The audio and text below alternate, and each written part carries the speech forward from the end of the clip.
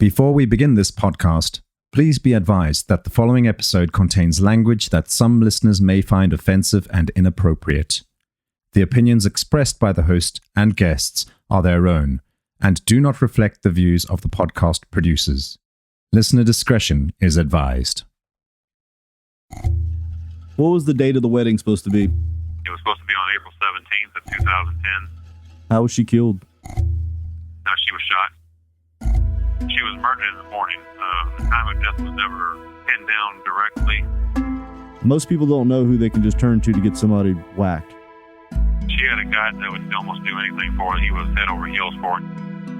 Do you have an idea who? Thought I had an idea, but they said he had an alibi. I was crying, of course. I was just, some of it I don't even remember because I just went crazy. They said I went crazy trying to get into the house. So if I could go back and change everything, Toby, I would, man. It's just, I feel horrible. You are now listening to the podcast Voices of a Killer. I'm bringing you the stories from the perspective of the people that have taken the life of another human and their current situation thereafter in prison. You will see that although these are the folks that we have been programmed to hate, they all have something in common. They are all humans like us that admit that they made a mistake. Will you forgive them, or will you condemn them? They are currently serving time for their murders, and they give us an inside glimpse of what took place when they killed and their feelings on the matter now. Here are the voices of those who have killed.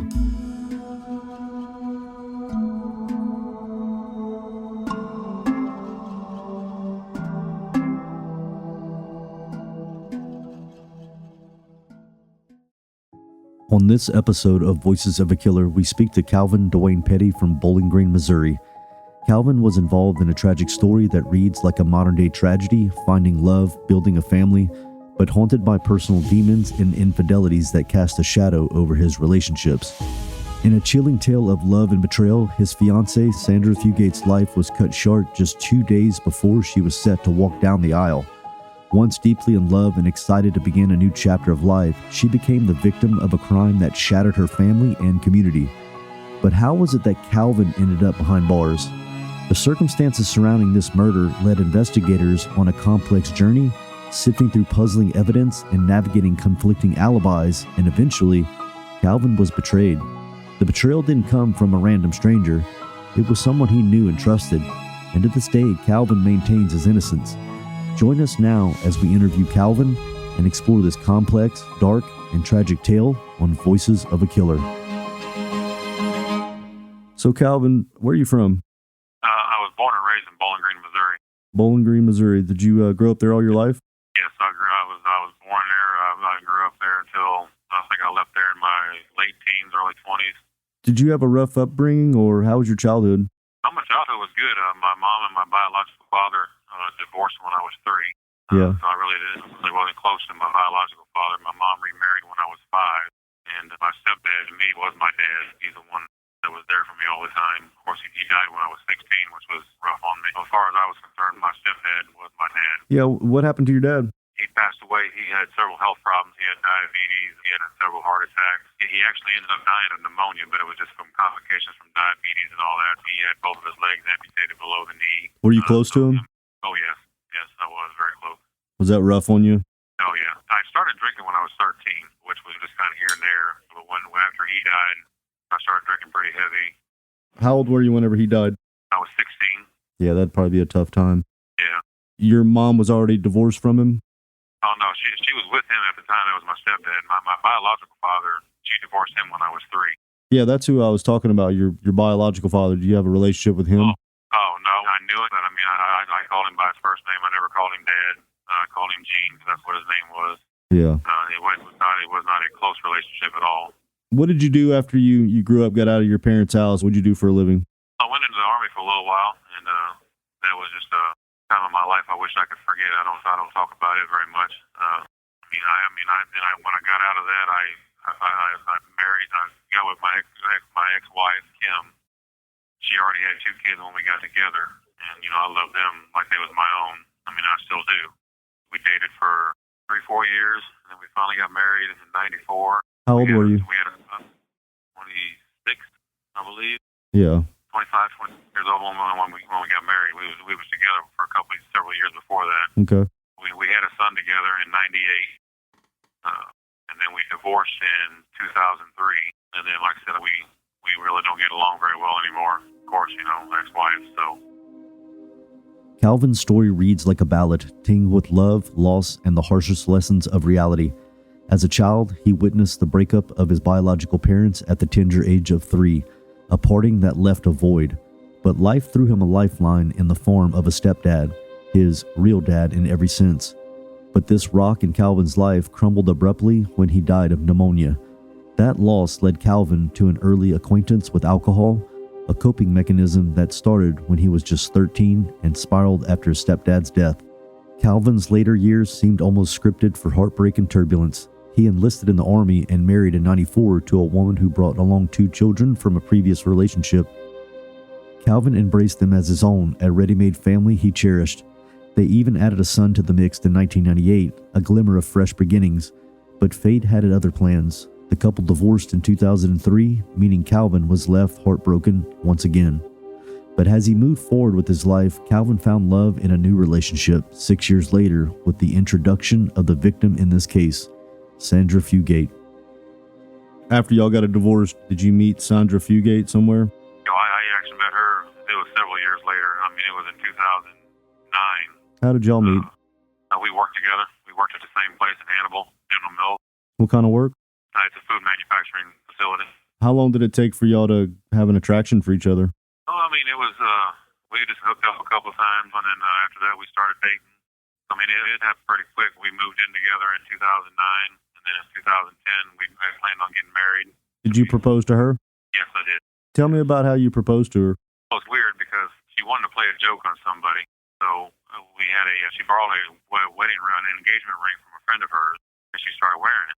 And one day she just happened to wear it at work, and everybody's seen it, everybody started talking about it, and she wanted it as a joke.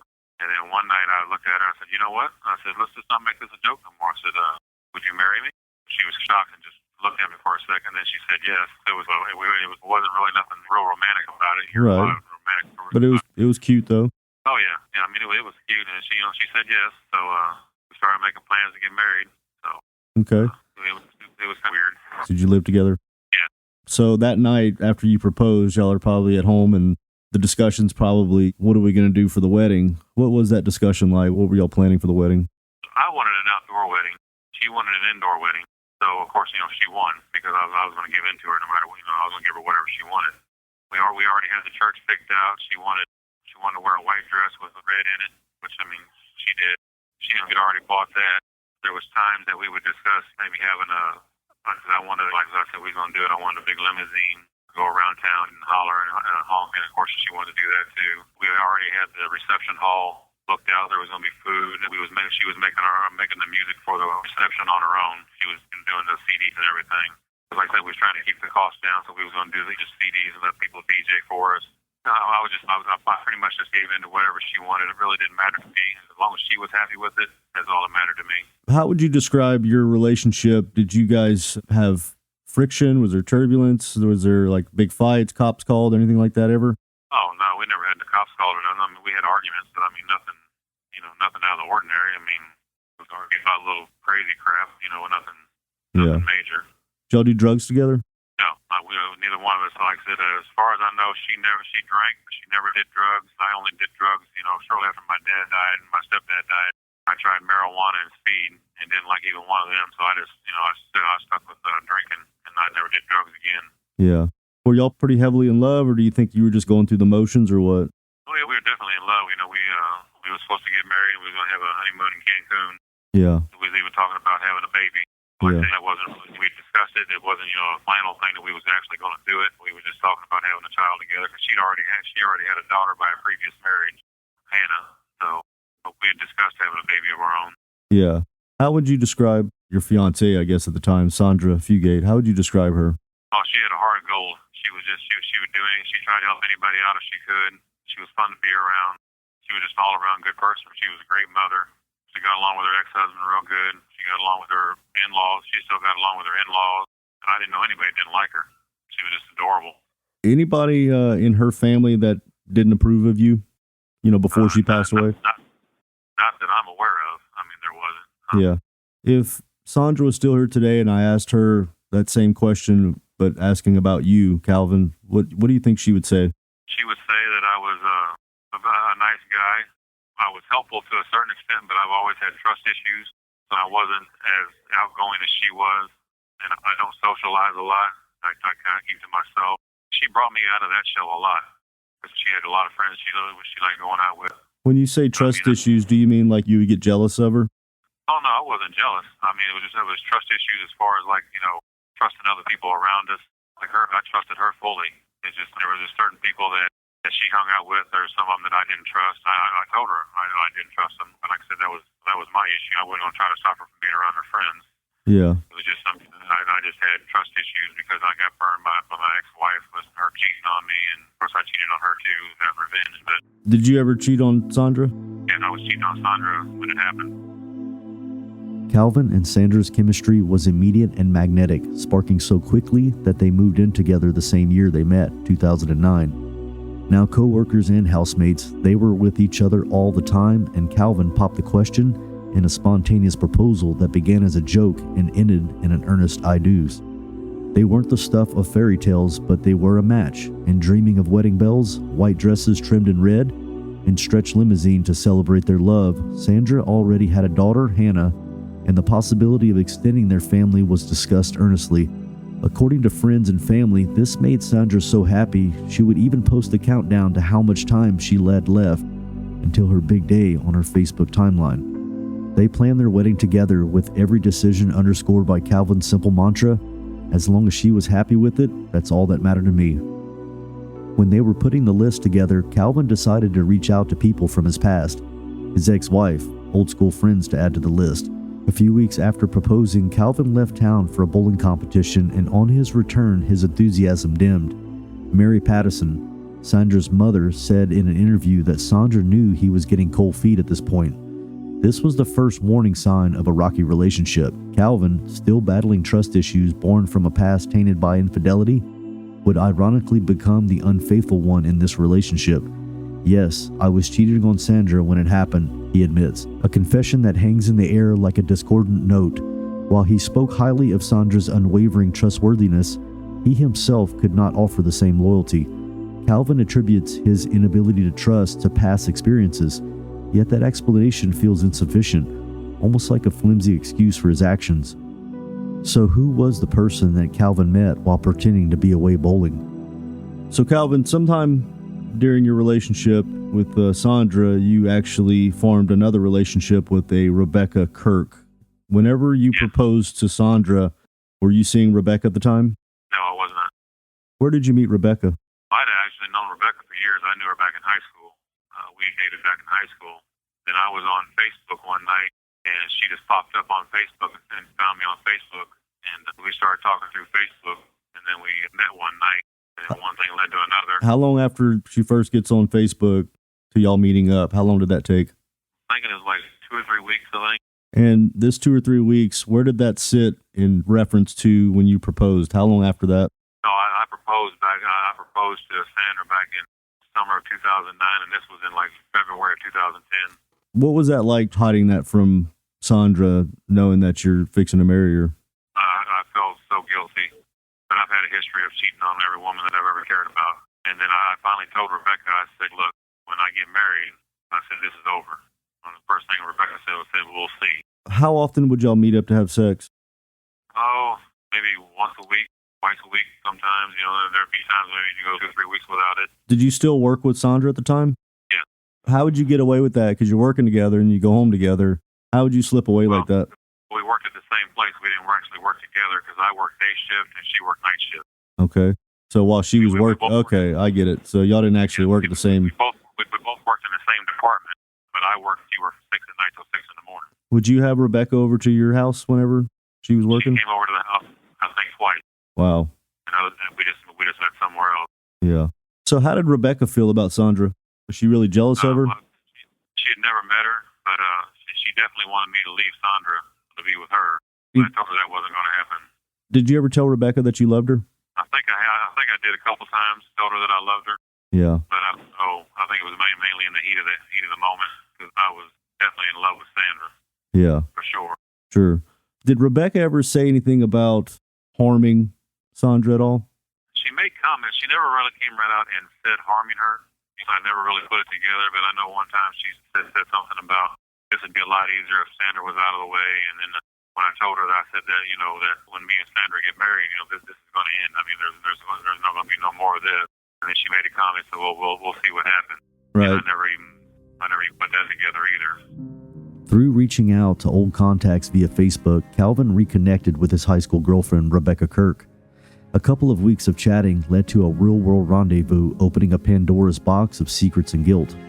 In spite of this guilt, he continued his clandestine relationship with Rebecca, even as he planned a future with Sandra. Before the wedding, Calvin hurt his leg on a rafting trip, which meant a lot of doctor's trips. He was barely at work, and he was given medical leave that was approved by Sandra due to her position as a supervisor. This made coworkers jealous of Sandra due to her favoritism to Calvin. Sandra also worked night shifts at the company, which meant that Rebecca and Calvin could continue their illicit meetups undisturbed. Rebecca, aware of his engagement to Sandra, was insistent she wanted Calvin to leave Sandra for her. To this, Calvin could only say it wasn't going to happen. Calvin's narrative gives us a complex portrayal of a man torn between two worlds. On one hand, there's his relationship with Sandra, a relationship he describes as one filled with love and potential for a shared future. On the other hand, he has his other life, one filled with secrecy, betrayal, and an almost pathological need for something else, something that perhaps he doesn't even understand. In Rebecca, Calvin found an escape, a way to exorcise the ghosts of his past infidelities. But it was an escape that came at a high cost, and one has to wonder whether Calvin was perhaps subconsciously seeking a way out of this commitment he was about to make with Sandra. One comment loomed large in his mind. Rebecca mentioned how things would be a lot easier if Sandra was out of the way, and it was this comment that would come back to haunt him sooner than he could imagine. You never said anything like this better not be you, or are you up to this, or what's going on, or you just left that out of there? At the time, I wasn't even thinking that. I mean, I was just, the only thing I was thinking about at the time was trying to get back to the house. That and more after the break. What was the date of the wedding supposed to be? It was supposed to be on April 17th of 2010. Y'all had planned that date together? Yeah. So, the beginning of April, you and Rebecca are still seeing each other as much as possible? Yeah. I don't know if it was as much as possible. And like I said, it was still, probably once a week maybe. Yeah. It wasn't as frequent because I was doing stuff with the wedding and stuff. Yeah. And Sandra was taking days off. I was with her a lot. And then you said that the day that Sandra was murdered, you had a doctor's appointment? Yes, I had a doctor's appointment in Columbia, which is like approximately 95, 100 miles away from Hannibal. What time was your doctor's appointment? It was at, I believe, 11 a.m., I believe. What time of day was Sandra murdered? She was murdered in the morning. The time of death was never pinned down directly. So, is your alibi basically saying that you're at the doctor? Yeah. Did they have any kind of records of you being there, like at the doctor? Yeah, they had me on video, going in and coming out. At what time? In at 10:31 and walked out at 12:01. Okay. But they think the murder occurred before that? They think it occurred around 8 a.m. Yeah. Is what the prosecutor said. How was she killed? She was shot. So where was Rebecca the day that this murder occurred? She was with me. She went with you to the doctor, and she's on video at the doctor with you? Yes, she went to the doctor with me. And I told her that morning, I said this would be the last day because after this, it was over with after that day. So who do you think killed Sandra? I don't know who. I have no idea who. I'm pretty sure she had somebody do it, but I can't prove that. I have no way of proving that. Do you and Rebecca still have a relationship right now? Oh no, I haven't talked to her since that day. You haven't talked to Rebecca since the day of the murder? Yeah. You said Sandra was killed. Where was she shot? Okay, she was at our house in the basement when she was shot. What's in the basement? There's a little small living room area which we never use hardly because of the washer and dryers down there also. What do you think she was doing down there? I would assume doing laundry because the police said that during the search they found there was damp clothing down there, so I would assume she was probably doing laundry. Was she shot in the head? She was shot 3 times in the head and once in the upper torso, like underneath the left arm. And they said that right there was what they called a kill shot. I mean, it was like in the middle rib cage area, and they said the bullet went in at an upward angle. Yeah, interesting. Which is strange because in fact she's only 5'6" and I'm 6'4". So let me ask you, your fiance, soon to be wife in 2 days, is shot in the basement of your home while you're at the doctor with the woman you're cheating on her with. When y'all get back home, do y'all discover the body? Or do you discover the body? No, her mother actually discovered the body because I'd been trying to call Sandra and she's been having trouble with her phone. I've been trying to call her to find out if she's got a hold of the tuxedos because she stayed home so she could go get tuxedos for my son. So while you're at the doctor, you're basically calling her about this and she's not answering? Yeah. Are you leaving voicemails? I think I started around 9:30, somewhere along in there, 9:30, 10 o'clock. I was trying to call her to find out if she got the tuxedos yet. And I never was getting an answer, which I assumed it was just her phone messing up because her phone was acting crazy anyway. So I called her mom to find out if she'd heard from her, and she said no. And then she said, "Do you want me to go over and check on her?" I said, if you want to, you can. I said, just when you see her, just let me know. Just try to let her tell me whether she's had the tuxedos or not. 'Cause that's all I need to know. I said, just so we know whether to call my kids to let them know we're going to be up here for a fitting for them.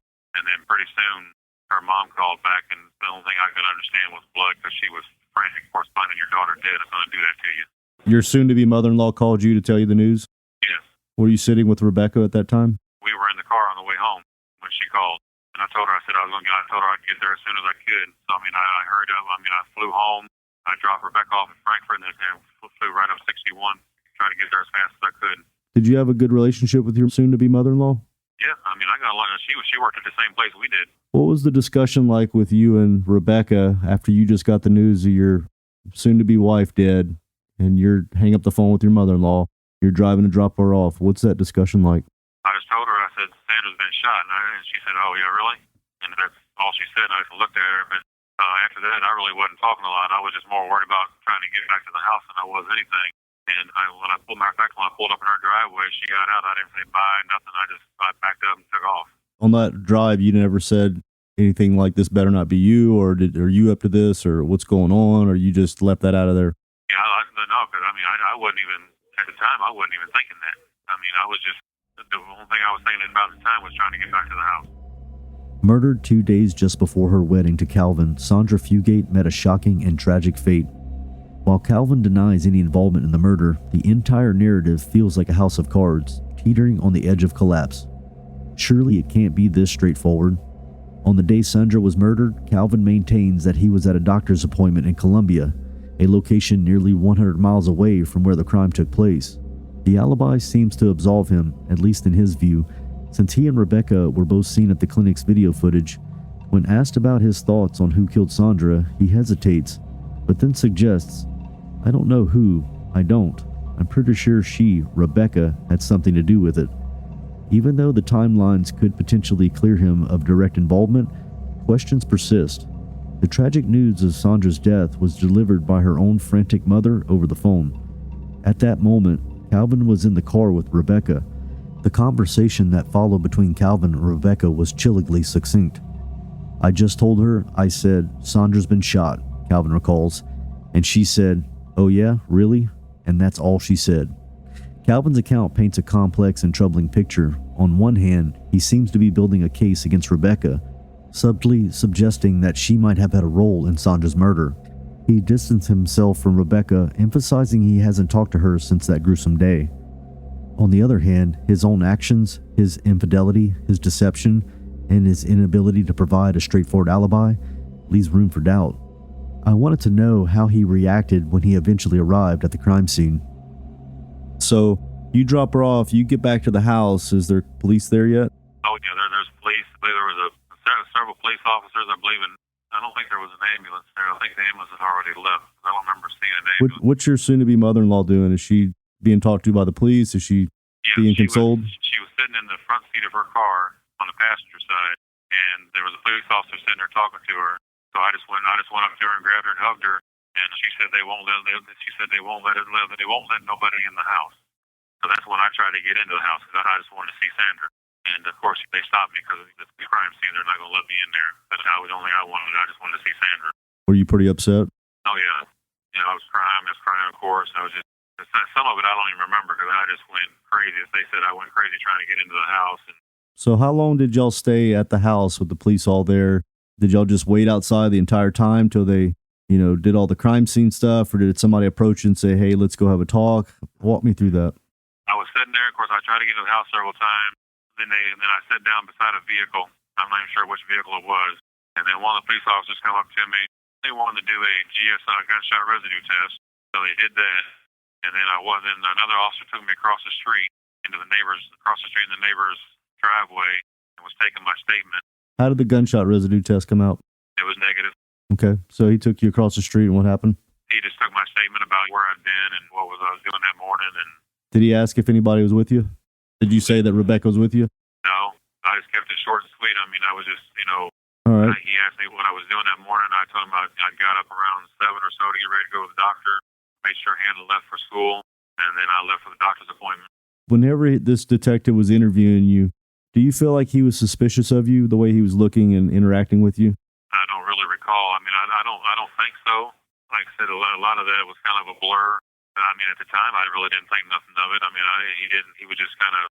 Sure, because this early in the stage, literally, the mom, you, everybody's a suspect until they can rule everybody out. So, With that being said, detective finishes questioning you. Where do you go after this? Do you stick around to see how everything turns out? When do you actually leave? I stayed there for a little while, and then they had said something about trying to get me down to the police station. So a friend of mine, Ed, we got in his truck, and he sent me down to the police station. And then I believe that's when I was interviewed by the actual detectives. The other one that at the crime scene, it was a police officer. They took my statement, not a detective. Okay. Then we went to the police station. And actually, I think the reason they got me out of there then, because that's when they was getting ready to bring the body out, and they didn't want me there when that happened. According to court documents, 4 shell casings were found on the floor of the basement of Sandra and Calvin's house. Sandra was shot twice in the head and twice in the chest with a .22 rifle, which suggested the result of a break-in gone wrong. However, the rest of the house was undisturbed, which suggested that the break-in was not real. Investigators tested everyone for evidence of gunpowder residue, including Sandra's mom, Sandra's ex, and Calvin. Sandra's mom explained she was watching her grandkids, and Sandra's ex claims he was at work, while Calvin gave his alibi about being at the doctor's. Each seemed like a good alibi, but each needed to be closely examined to find the truth. So, what was it like at the police station? The detectives sit you down and really corner you and ask you a bunch of questions? I had a panic attack at the police station, so they took me to the hospital. Before I was questioned, they took me to the hospital, and then they got me calmed down at the hospital, and I went back to the police station. Did they give you any drugs at the hospital? Yes, I don't know what they gave me. I know they gave me something to calm me down. Was it a shot? Yeah, I believe so. From there, you went to talk to the detective? Yes. Did you feel like you were intoxicated? I don't know if I was intoxicated. I was. I felt good. But I don't know that I was actually intoxicated. So, what was it like being interviewed? Do you feel like now that when they were interviewing you, they were ready to place the blame? Well, it seemed like maybe a little bit they were. But in a situation like that, I was expecting it because my fiancée just got murdered in our house. So I know I'm going to be the number one suspect right off the get-go. Who else are they going to look at? They're always going to look at the closest person to you. And sure. I was it. So at the time that they're interviewing you now at the police station, do they know about Rebecca yet? No, they do not. Okay, so tell me a little bit about the interview.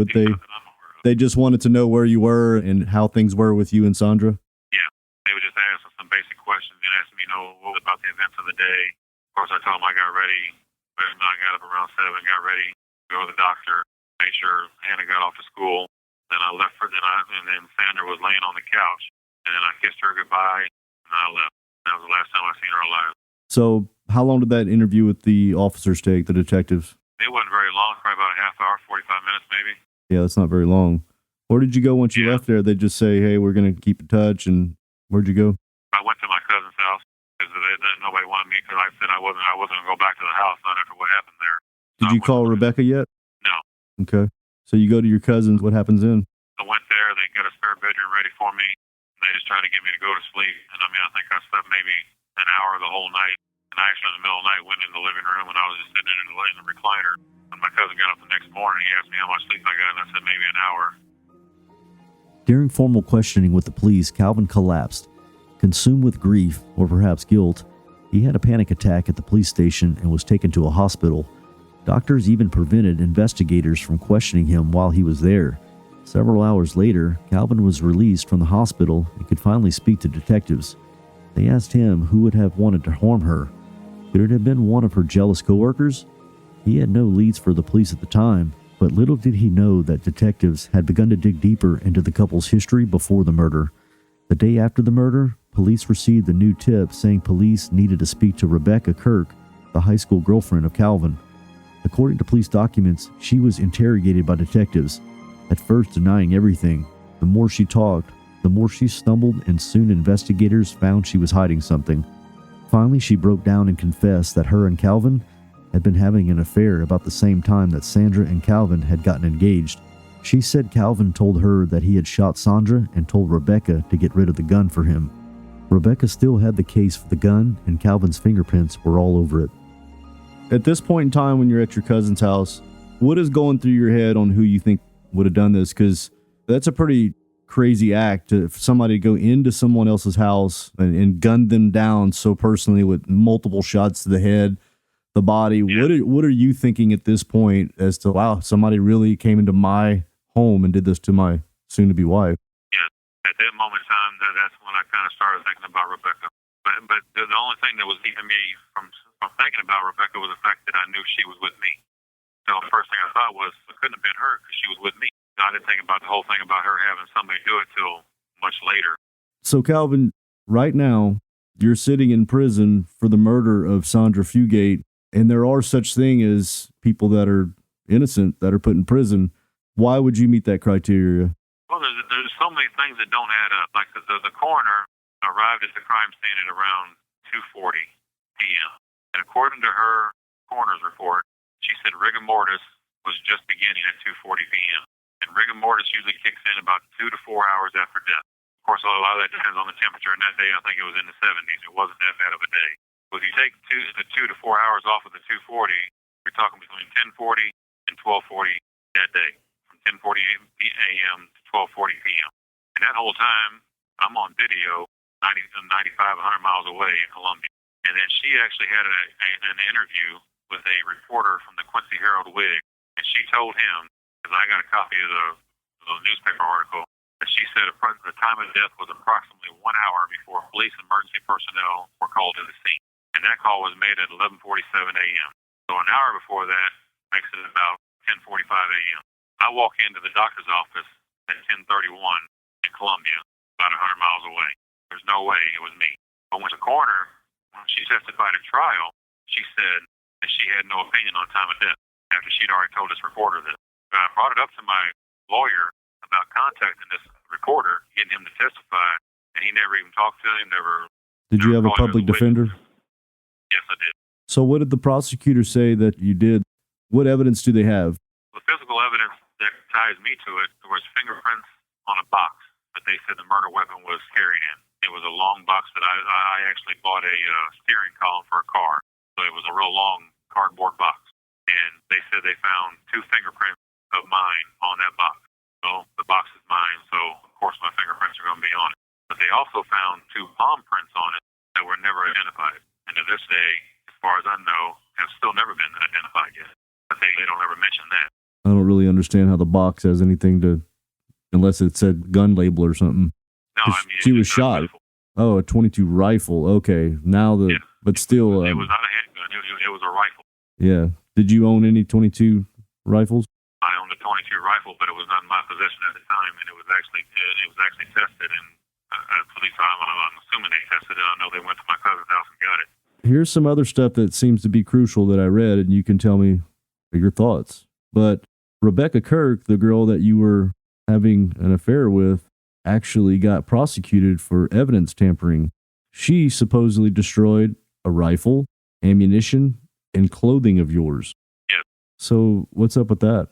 She told the police that I gave her a bag full of clothes, gloves, and a towel, I believe it was.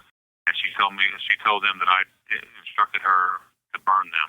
She told them that I instructed her to tear the gun apart, to burn the stock, and to get rid of the barrel.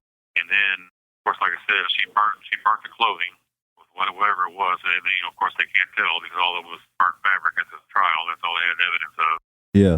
And she burned a gun stock.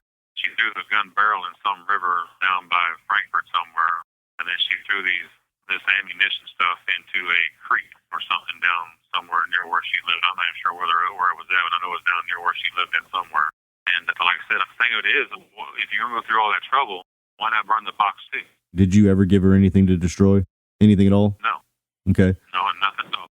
Did the prosecutors ever present any kind of communication, like text messages between you and Rebecca talking about Sandra? I don't think they had any text messages. They had some, because I think the phone company could only go back a certain, 3 days or something like that. They had some. I think there was a text message of me, because Rebecca had told me, said something about she had some stuff to do. And then I think I texted her and asked her if she got her stuff taken care of or something like that. And they made a big deal about that. They was thinking that it was me trying to get around asking her if she destroyed everything that I wanted her to. That was after the murder occurred? Yeah.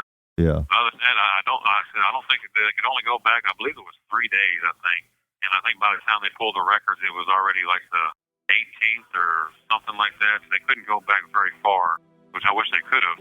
But then I was thinking it was only like 3 days. They didn't have a whole lot of communication between us that I remember.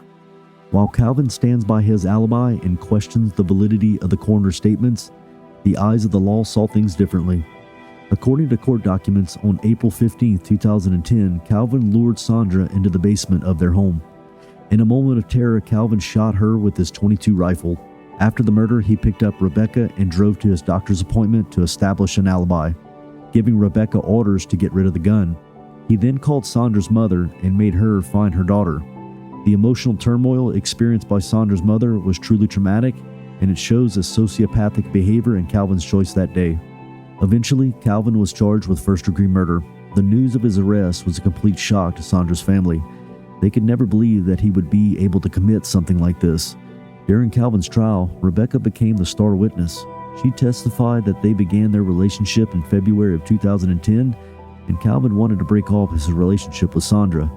However, Calvin was worried he would lose his job, or even worse, Sandra would string him up on sexual harassment charges. They then tried to scare off Sandra by writing and sending threatening notes, which she received in the mail. When that didn't work, Calvin decided the only safe way to get out of marrying her and to keep his job was to kill her. The plan was for him to shoot her and make it look like a botched robbery, and they even tried once earlier than the actual date of the murder. On Easter morning 2010, they waited for Sandra to come home. The plan was for Calvin to shoot and kill Sandra and for Rebecca to shoot Calvin in the leg to make it look like a robbery. But when the plan became too real for Rebecca, she stopped Calvin from going ahead with it. Despite all of this, Calvin maintains his innocence. I wanted to know if he thought he had been wrongly convicted. We'll find out more about that after the break.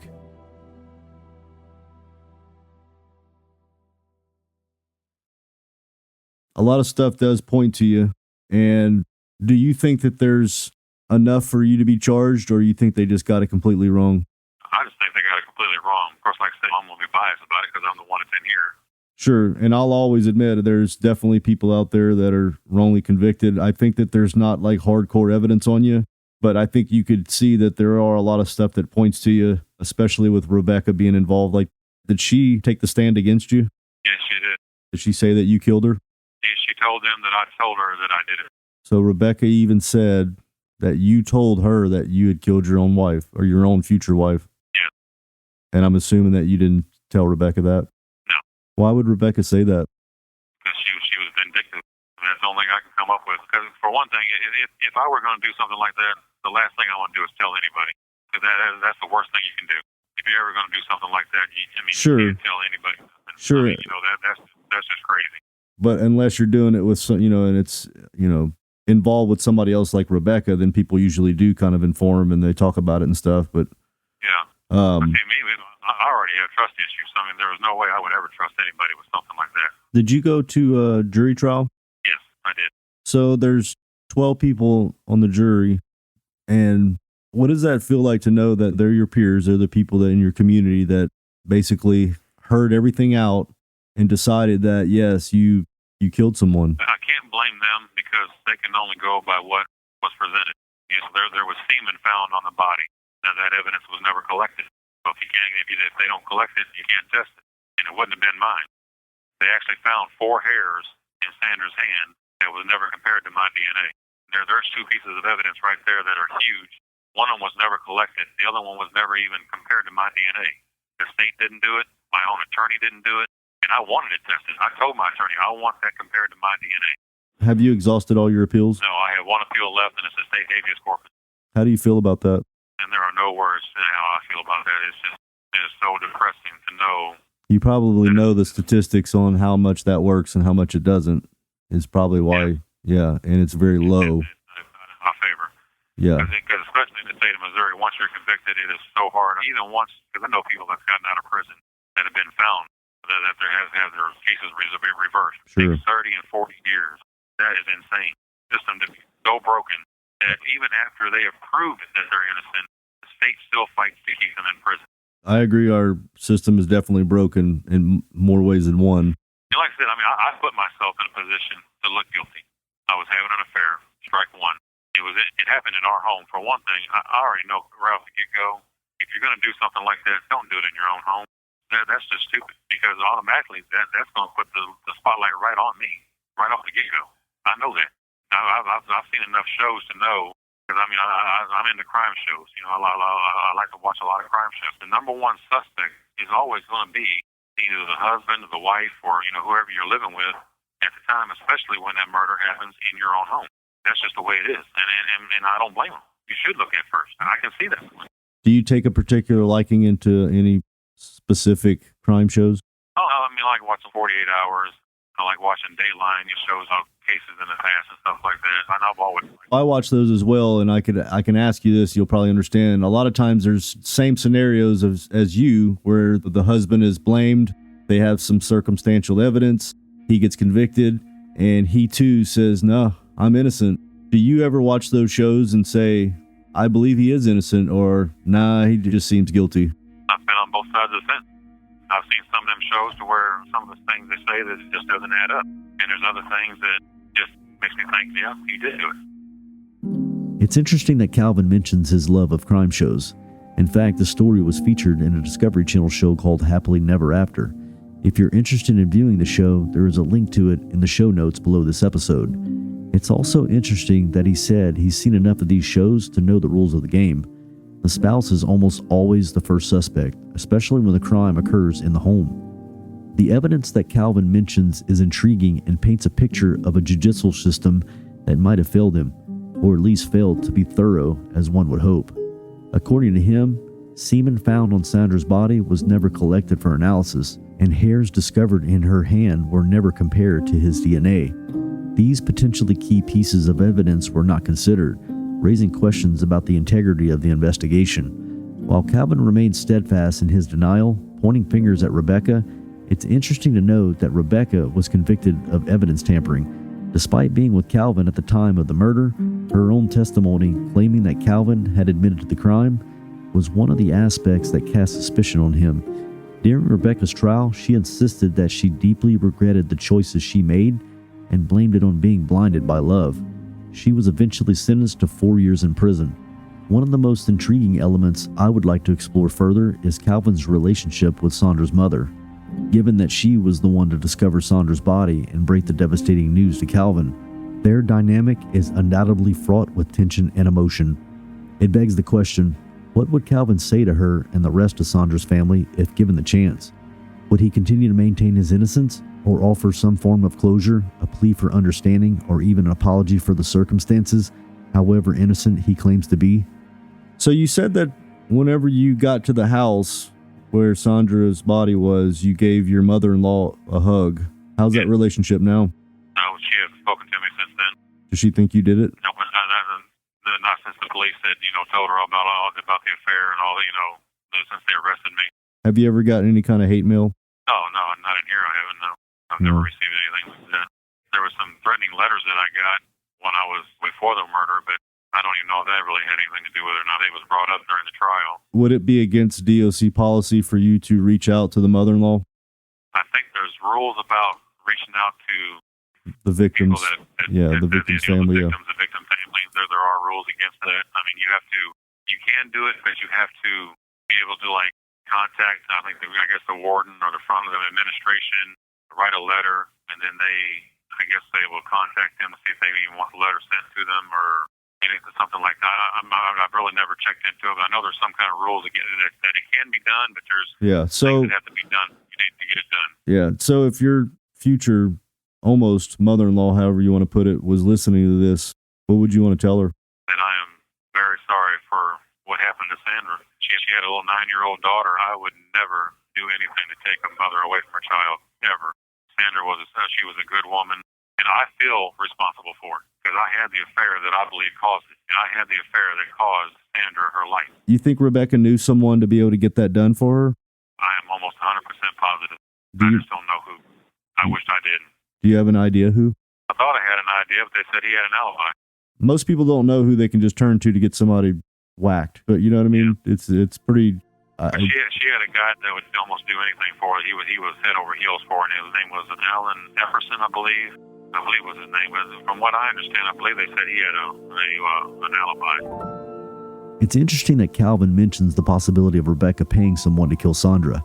While his accusations are complete speculation, there was one other individual investigated as part of this case, Roger Boyle, a man that Sandra was flirting with before she met Calvin.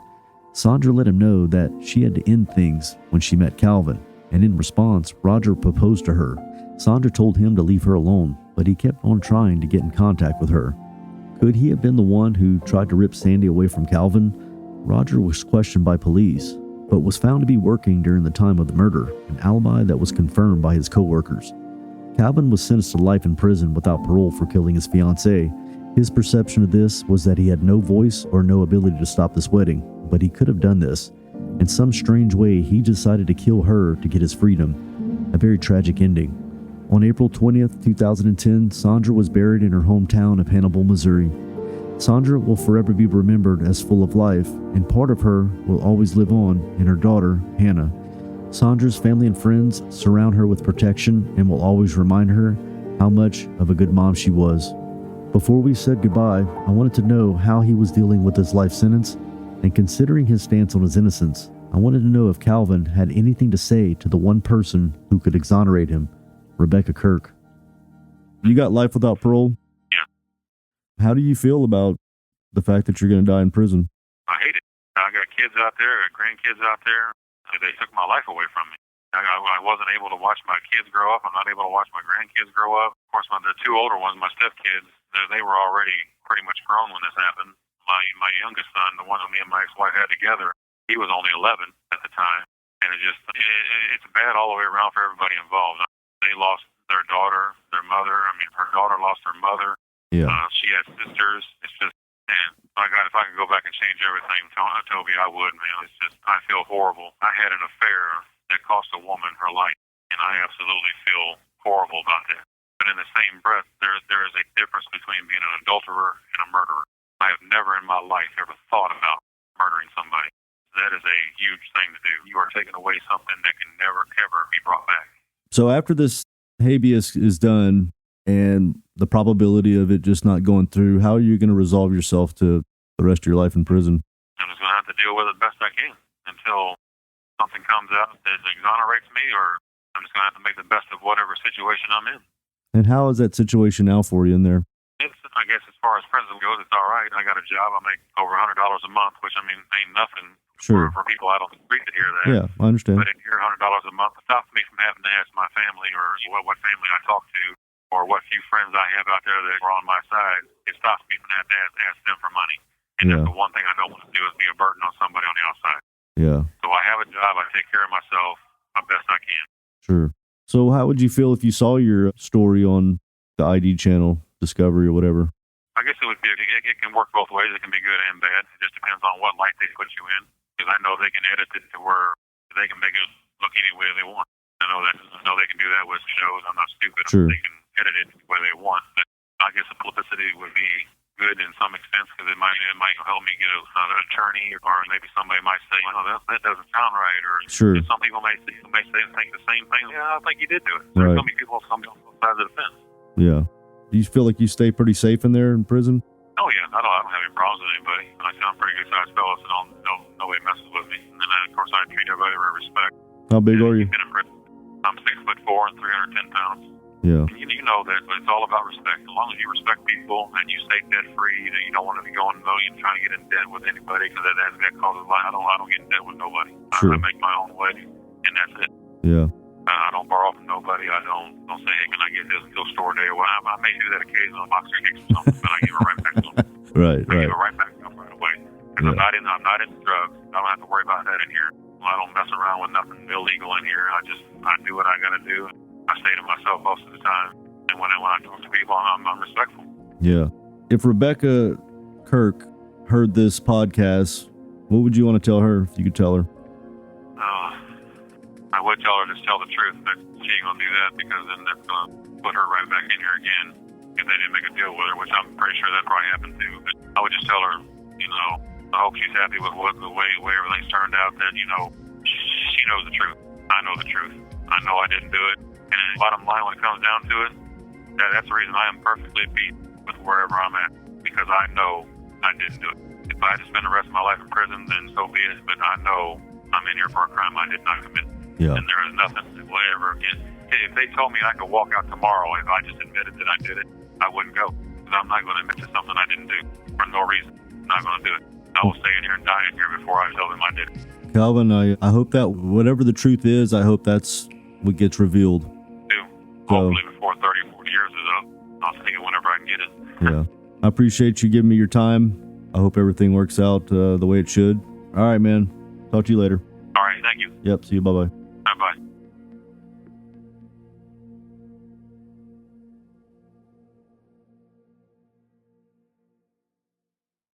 On the next episode of Voices of a Killer. So did the prosecutors try to claim that you snuck more drugs into a system some kind of way? Hey, they acted like that I came up behind him with a loaded syringe and stuck him in the neck. That is what they acted like. To me, I consider him as a friend, and I believe he considered me as a friend too. It was more than just him paying for sex. Was it a pimp? It was a woman, but you could call her something like that. What was a method that you would use to usually rob them? Whenever you're a drug addict, you will do literally whatever you have to do to make sure you have your next fix. That's a wrap on this episode of Voices of a Killer. I want to thank Calvin for sharing his story with us today. His ability to be open and honest is what makes this podcast so special. If you would like to listen to the raw recordings of these interviews, you can visit patreon.com/voicesofakiller. By becoming a patron, you can access not only this, but hours of bonus recordings, correspondence, and you can contribute to the way the show is produced. A big shout out to Sonic Futures, who handled the production, audio editing, music licensing, and promotion of this podcast. If you want to hear more episodes like this one, make sure to visit our website at voicesofakiller.com. There you can find previous episodes, transcripts, and additional information about the podcast.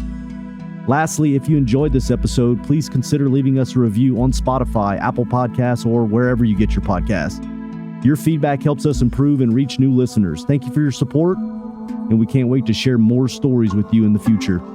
Thank you for tuning in. I'm your host, Toby, and we'll see you next time on Voices of a Killer.